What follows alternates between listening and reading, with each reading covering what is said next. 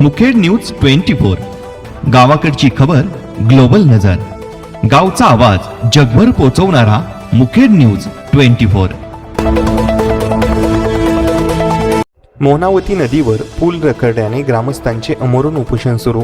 मुखेड बेरळी बुद्रुक येथील मोहनावती नदीवर पूल कोसळून वर्ष उलटले तरी नवीन पूल मंजूर न झाल्याने ग्रामस्थांनी 6 जुलैपासून अमोरण उपोषण सुरू केले आहे।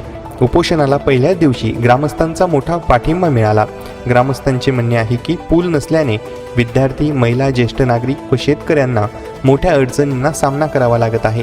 प्रशासनाने वारंवार आश्वासने दिली, मात्र प्रत्यक्ष काम सुरू झाले नाही। दरम्यान आज तहसील कार्यालयातील तलाठी यांना उपोषणस्थळी भेट देऊन जिल्हा अधिकाऱ्यांकडे सादर केलेल्या आपल्या निवेदनाची नोंद झाल्याचे पत्र उपोषणकर्त्यांना दिले।